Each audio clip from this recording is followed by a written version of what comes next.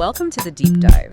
Today we are plunging into just a terrifying intersection of catastrophic medical failure and, frankly, a legal emergency. We're talking about a ticking clock where one small window of time could decide if a life-altering malpractice claim lives or dies. It's a really intense one. Yeah.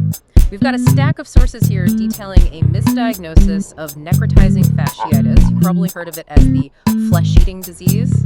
In this case, it's a perfect storm. It really is. It all hinges on a doctor apparently missing the single clearest red flag. And now the legal team has less than 2 weeks to file before the state's statute of limitations just runs out. So our mission in this deep dive is really twofold for you, the listener. Yeah. First, we have to pull out that life-saving piece of knowledge, the clinical sign that tells you this isn't a minor infection, it's a surgical emergency. Right. And second, we have to map the very specific, very complex administrative hoops you have to jump through to even preserve a claim like this in New Mexico, where the legal system is a serious gatekeeper. The speed of this infection is what makes it all so high stakes. Let's start there. Necrotizing fasciitis, or NF. So we're talking about a bacterial infection that moves incredibly fast. It's deadly, and it targets the soft tissue deep under the skin. When you hear flesh eating, that's not just for effect. Not at all. It attacks the fascia, that's the connective tissue around your muscles and nerves. And the real danger with NF is its speed. The medical world sees this as a full-blown emergency because tissue death happens so because it can lead to systemic shock, organ failure. Okay, so with that as the threat, let's look at the failure point. According to our sources, the patient shows up on January 5th, 2023. They have all the classic signs of a bad infection: pain, redness, swelling, fever. All very common signs, yes. But here's where things went wrong. The first doctor, they apparently dismissed it. They failed to look deeper to consider a deep tissue infection. So what did they think it was? Something minor. A simple strain, maybe some mild cellulitis, which is just a surface-level skin infection. They sent the patient home, basically a non-urgent plan. But the body was screaming a warning sign. And this is the nugget, the thing we need to focus on. The patient was experiencing pain out of proportion to what the injury looked like. That is the absolute 100% critical red flag. Okay, what does that actually mean? Let's just imagine what the doctor saw. Yeah. Maybe a small patch of redness, swelling, but nothing that looks, horrifying on the outside. Right. The patient is describing pain that is excruciating. 10 out of 10. Far, far beyond what you'd expect from just looking at it. So why does that mismatch, that disproportionate pain, immediately signal something like NF? If the wound looks small, why is the pain so agonizing? Because the damage isn't on the surface. It's happening deep down where you can't see a thing. The bacteria are pumping out toxins, and those toxins are shutting down the tiny blood vessels that feed the deep tissue. I see. And when that tissue starts to die, it releases these inflammatory signals that hit deep-seated nerves. That's what creates that intense, out-of-proportion pain, long before the outside even looks that bad. So it's the gap between what you see and what the patient feels that's the real signal. The visible injury is minor, but the invisible damage is already catastrophic. Exactly. And the medical literature is totally clear.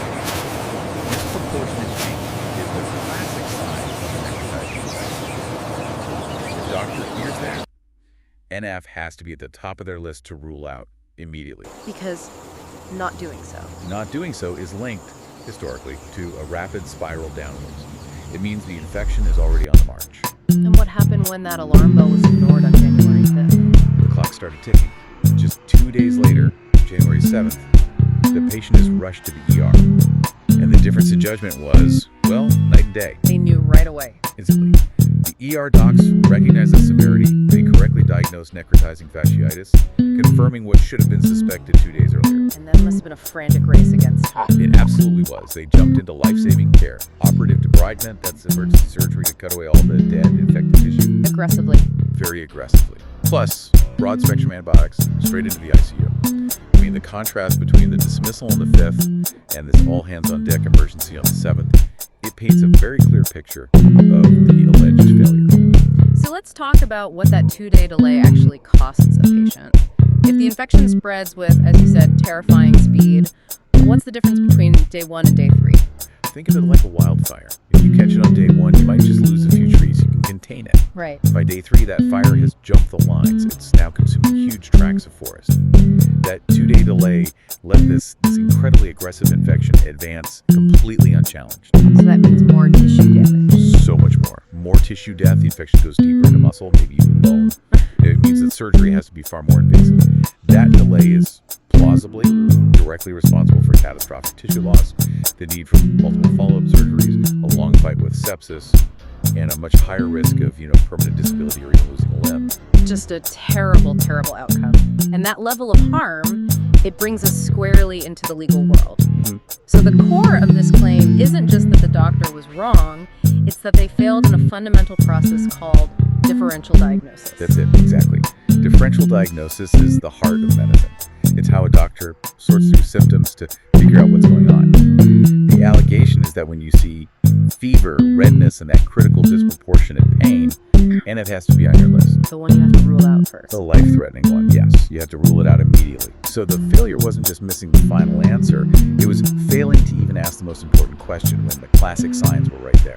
And how do you translate that oversight into legal negligence in a state like New Mexico? Okay, so for malpractice, you need a breach of duty.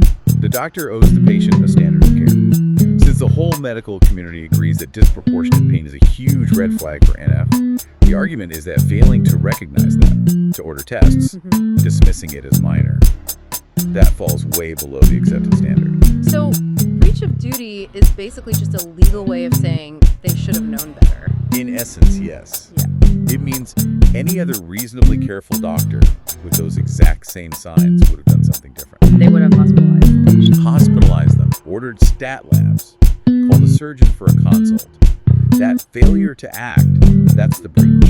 And that's the foundation of the whole legal claim. And the consequences of that breach, that's the causation and damages part. Precisely. The patient wouldn't have needed such a radical, devastating surgery if the infection was caught 2 days earlier. The delay caused the harm to be so much worse. The extra tissue loss, the multiple surgeries, the long hospital stays. All of that is measurable, compensable damage. Now, our sources point to something pretty extraordinary and frankly concerning about the standard aspect. Was this? No, just detailed. The patient was allegedly sent back to the same specialist who missed it in the first place. You're kidding. It suggests it wasn't just a one-time error, but maybe a persistent blind spot. The sources say this specialist continued to claim no infection was present, even while the patient was clearly still in trouble. Wait, hold on. So the patient is recovering from emergency surgery for a flesh-eating disease, and the original doctor is still saying there's no infection. That's the allegation. While other non-specialist providers are actively treating them for a persistent infection. Yes, it just raises such serious questions, not just about the initial failure, but about a continued failure to recognize the severity of the problem, even after the diagnosis was confirmed by others. It adds a whole other layer to the damage claim. Okay, so we've got the terrifying medical emergency and a pretty robust legal basis for a claim. Now let's get to the part that should make anyone's heart race, the legal deadline, the New Mexico procedural maze. Right, and this is where we shift from looking at the past to a crisis happening right now. The medical error, that dismissal, happened on January 5, 2023. New Mexico's statute of limitations for med mal is generally 3 years from the date of the error. Which means we're looking at our calendar today, December 23rd, 2025. The deadline is January 5, 2026.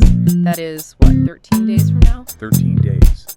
If they miss that date, the case is over, permanently. It doesn't matter how catastrophic the medical failure was. And that's because of New Mexico's strict occurrence rule, right? The clock starts when the mistake happens, not when you find out about it. Exactly. 13 days is an emergency. It's a scramble. But it's not as simple as just filing a lawsuit in court, is it? There's this mandatory hurdle, the Medical Review Commission. Absolutely. This is the critical gauntlet. For claims against what they call qualified healthcare providers, you first must submit your case to the Medical Review Commission, the MRC. You are legally barred from filing in court until that's done. That sounds impossible. If you're staring down a 13-day deadline, how do you get through a whole review process in time? You don't. But you use the legal escape hatch the state provides. It's called the tolling mechanism. Tolling, so it's like hitting the pause button. That's a great way to put it. The act of submitting a formal application to the MRC tolls, or pauses, the statute of limitations. The pause starts the day the application is mailed, and it continues until 30 days after the panel makes its decision. Okay, that's huge. It's everything. If that team gets the application in the mail before January 5th, 2026, the claim is safe. The clock is paused. But if they mail it on January 6th, the whole case is gone. So the filing itself is more important than anything else right now. What are the absolute must-do steps? First, total urgency. They have to prep that MRC application, which means getting the key medical records. Those ER records from January 7th, the ones with the correct diagnosis, are probably the most important documents they have. And then get it in the mail? Immediately. And it has to be a certified mail with return receipt. That little green card that comes back to you is the legal proof. It's the dated evidence that you hit the pause button before the deadline. Is there anything else they need to check? Yes, and this is a key detail. They have to verify if that doctor is a qualified or non-qualified provider. If they're non-qualified, you can skip the MRC and go straight to court. But if they're qualified, the MRC step is mandatory. And if you're not sure, with 13 days left, You file with the MRC anyway. It's the only safe bet to guarantee you pause that clock. So let's talk about the final piece of the puzzle for the lawyers here.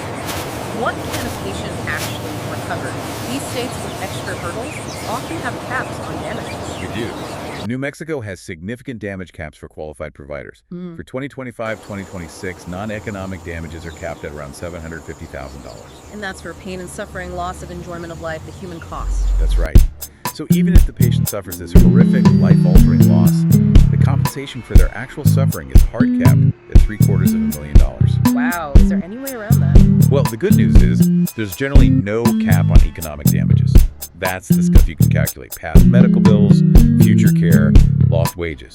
If this injury means years of rehab and they can't work, those numbers could be much, much higher. I see. And you also have to check if the error happened at a hospital or a clinic. Sometimes they fall under a different rule and the cap can be way higher, like over $5 million.